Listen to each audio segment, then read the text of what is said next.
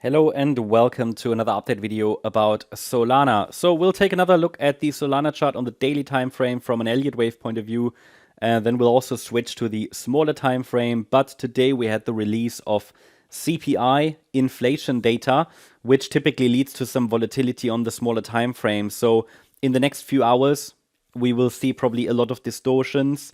There is a lot of volatility, and so the microstructure doesn't really tell us much until the market has settled. So it's important on days like these to zoom out a little bit, and you can still see that the market is holding well above our support area, this Fibonacci trend reversal area where we are watching, and we were watching for upside reactions, as mentioned in the last videos. You can see that there has been a reaction between $162.70 and $178.59. So in this area here, we wanted the market to show a reaction. It is the case. We considered previously that maybe wave 4 bottomed here. Wave 4, by the way, is a corrective pullback in an overall uptrend. Well, the market needed another attempt to turn around, so it formed a slightly lower low, and this support area is still relevant. The broader picture is unchanged.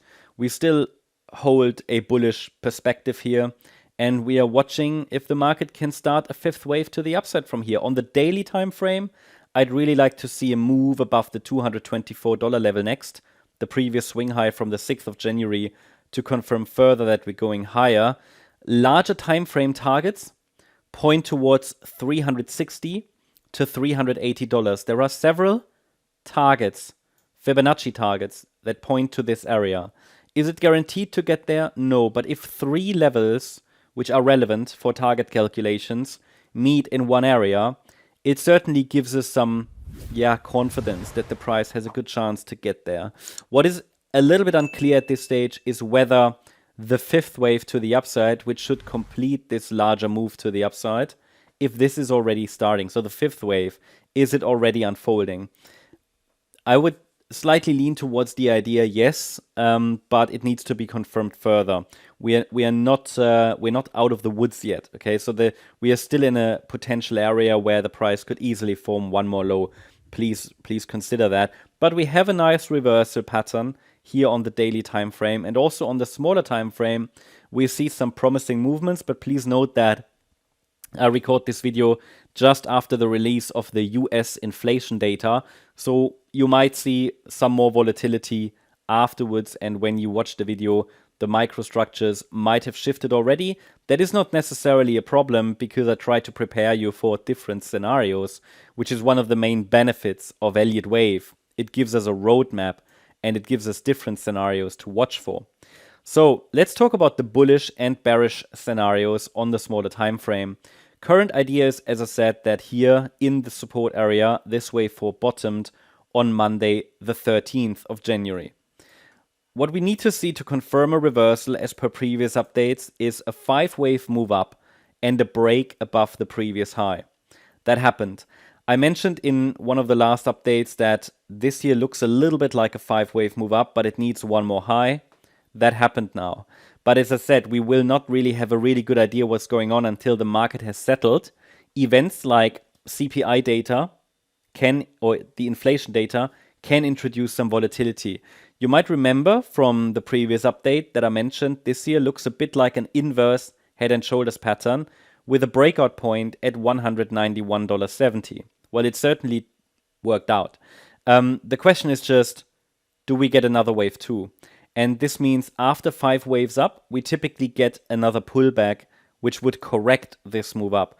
But when we have an event like that, inflation data, it can lead to some distortions. Waves might go into their extremes. They might show extreme behavior. And this fifth wave seems very extended now. So we need to see how this all comes together. But price action does favor a low in place. This always needs to be confirmed in the first corrective pullback, after a 5-wave move is completed. Now, at the time of recording, there is no sign this fifth wave is done, so the support area might shift. At the moment, support for wave 2 is located between $174.65 and $185.12. From a bearish point of view, the market needs to break below $174.65 now to confirm that the upside reversal attempt has failed. But it's looking good for the bulls. So I'm watching for signals that this wave 1 is complete. It's not completed yet, and that a wave 2 ends in the support area. At least we can watch this area for possible support. But we need to get it tested first. So let's get the market to settle. When you watch the video, we might already be in the support area. But as I said, the trend is up against the intraday low. So if the market continues to grind higher, $185.85 needs to be broken to the downside, the intraday low, to suggest this wave 2 has started. That's the update about Solana. Hope you liked the update. If you did, please hit the like button, leave a comment, and subscribe. And if you really like the content, then please check out the channel membership. Thanks a lot for watching. Bye-bye.